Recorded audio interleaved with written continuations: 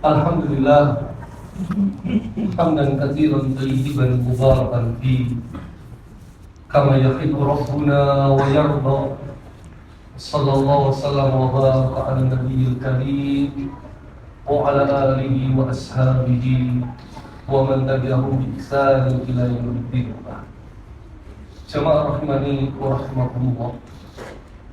Ada 4 kondisi yang mana Allah Subhanahu wa taala firmankan dalam Al-Qur'an maupun Rasulullah sallallahu alaihi wasallam sabdakan dalam hadis. Yang keempat kondisi ini jangan sampai kita mengandalkan. Keempat kondisi ini Allah ceritakan kepada kita sekaligus sebagai peringatan dan kasih sayang dari Allah supaya hamba-hambanya tidak masuk dalam kategori 4 kondisi. Yang pertama, Allah Subhanahu wa taala berfirman dalam surah Al-Mu'minun surat ke-23 ayat 99 dan 100. Allah Subhanahu wa taala berfirman, a'udzubillahi minasyaitonir rajim, hatta idza jaa ahadahumul maut qala rabbil ji'un. Bagaimana keadaannya orang-orang nanti jikalau kematian mendatangi salah seorang di antara mereka, lalu dia berkata, rabbil ji'un, wahai Rabbku, tunda kematian. Wahai Rabbku, beri aku kesempatan hidup lagi. Wahai Rabbku, jangan dicabut nyawaku saat ini. Maka muncul satu pertanyaan, kenapa orang yang mau dicabut nyawanya mereka minta tambahan uang? Apakah ada cita-cita yang belum dia capai? Harta benda yang belum dia miliki? Tempat wisata yang belum dia kunjungi? Ataupun alasan-alasan duniawi yang lain? Ternyata jawabannya ada di ayat ini. La'alli a'malu sholihan fima tarak. Kalau aku diberi kesempatan hidup lagi, maka aku akan melakukan amalan soleh yang dulu telah aku tinggalkan. Kalla, kata Allah, sekali-kali tidak. Innaha kalimatun huwa qailuha. Apa yang dia pinta, yang dia ucapkan, yang dia inginkan tidak akan terjadi. Semua sudah serba terlambat. Bahkan Allah Subhanahu wa taala menutup ayat ini, wa min waraihim barzakhun ila yaumi yub'atsun. Dan di belakang mereka ada yang namanya alam barzakh sampai nanti mereka akan dibangkitkan.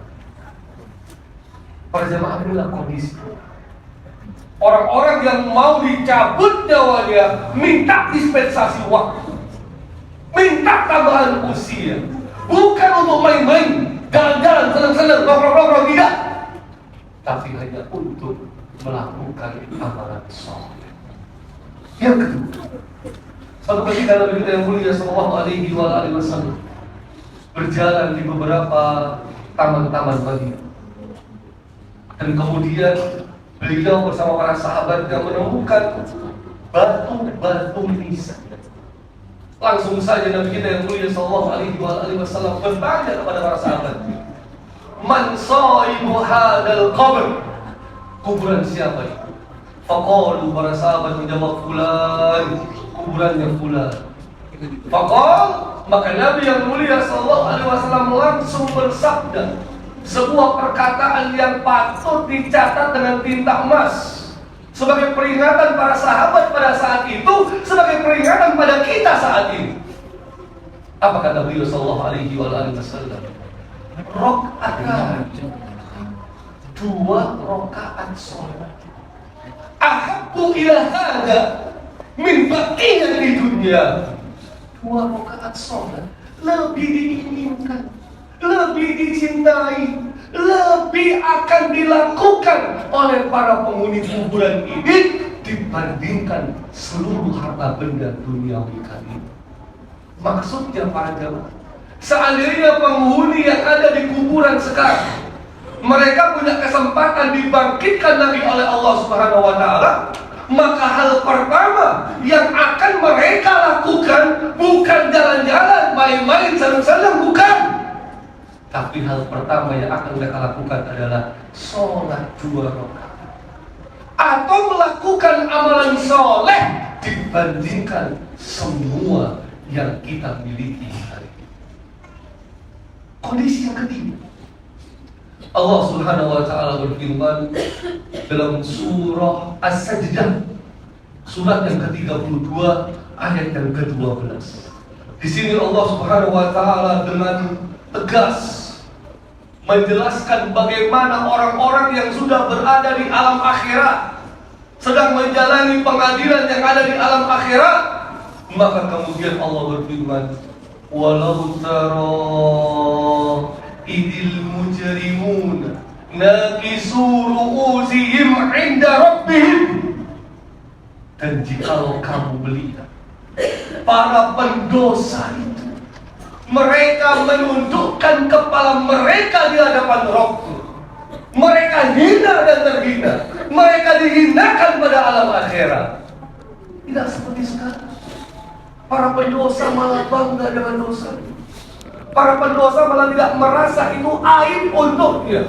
Para pendosa malah memamerkan, memviralkan dosanya. Tapi kelak pada hari akhirat, para pendosa akan menundukkan kepala mereka, tersungkur bersujud di hadapan Allah Subhanahu wa Ta'ala, sambil mereka berdoa, Rabbana, wahai Rabb kami, absorna, kami telah melihat, wasami'na, kami telah mendengar, farji'na, keluarkan kami dari sini ya Allah, beri kami kesempatan hidup lagi ya Allah, kembalikan kami ke dunia ya Allah. Untuk apa? Mereka kemudian menjawab, na'mal solihan inna muqinun. Kalau kami diberikan kesempatan hidup lagi, maka kami akan melakukan amalan soleh. Sesungguhnya kami termasuk orang-orang yang yakin. Dahulu mereka tidak yakin, dahulu mereka ragu, dahulu mereka tidak percaya adanya konsep pahala dan dosa, surga dan neraka. Tapi ketika itu mereka menyesal dan ingin kembali ke dunia dengan satu tujuan dan satu alasan, yaitu melakukan amalan soleh. Yang terakhir, para jemaah rahimani wa rahimakumullah, ada dalam Al-Quran surah Fatir, surah yang ke-35 ayat 37. Allah Subhanahu wa Ta'ala berfirman menceritakan mereka-mereka yang sudah merasakan beratnya, pedihnya api neraka. Kata Allah Subhanahu wa Ta'ala, wa hum yastarikhuna fiha.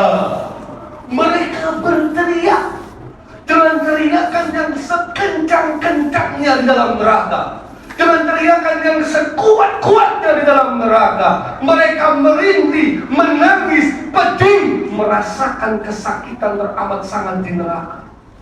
Sambil kemudian mereka berdoa, Rabbana, wahai Rabb kami, akhrijna, keluarkan kami dari sini ya Allah. Beri kami kesempatan hidup lagi ya Allah. Kembalikan kami ke dunia ya Allah. Untuk apa para jemaah? Kenapa orang yang udah ada dalam neraka masih pengen kembali ke dunia? Ternyata jawabannya tidak jauh beda. Na'mal solihan ghairal ladzi kunna na'mal. Kalau kami diberi kesempatan kembali ke dunia, maka kami akan melakukan amalan soleh yang berbeda dengan apa yang dahulu telah kami lakukan. Maka ma'azral muslimin rahimani wa rahimakumullah, inilah 4 kondisi orang-orang yang ketika mau dicabut nyawanya, ketika berada di alam kuburnya, ketika mengalami pengadilan akhirat di alam akhirat, dan ketika mereka sudah terjerembab masuk ke dalam neraka, Mereka semua punya permohonan yang sama, minta dikembalikan ke dunia dengan tujuan dan alasan yang sama juga. Bukan jalan-jalan, main-main, senang-senang, nongkrong-nongkrong, bukan. Tetapi mereka kalau diberi kesempatan kembali ke dunia bersama kita hari ini, mereka akan melakukan amalan soleh. Maka nasihat buat saya pribadi maupun kepada jamaah sekalian, Ramadan tidak terasa. Sudah hampir separuh kita menjalani Ramadan. Maka jangan sia-sia, jangan lalai, jangan kendor para jamaah. Terus tingkatkan kualitas iman kita. Terus lanjutkan, tingkatkan kualitas amal-amal kebaikan kita sampai ajal menjumpai kita semua. Sehingga mudah-mudahan dengan apa yang kita upayakan, dengan istiqomah di jalannya, Allah Subhanahu wa Ta'ala melimpahkan kita pahala yang berlipat ganda, sehingga kita semua pantas dan layak masuk ke dalam surganya Allah Subhanahu wa Ta'ala. Kala amin, Allahumma amin. Hadanallahu wa iyyakum ajmain. Wassallallahu ala nabiyyina Muhammadin wa ala alihi wasallam. Wa akhiru da'wana alhamdulillahi rabbil alamin. Syukran ala ihtimamikum wa lakumikum. Assalamualaikum warahmatullahi wabarakatuh. Waalaikumsalam.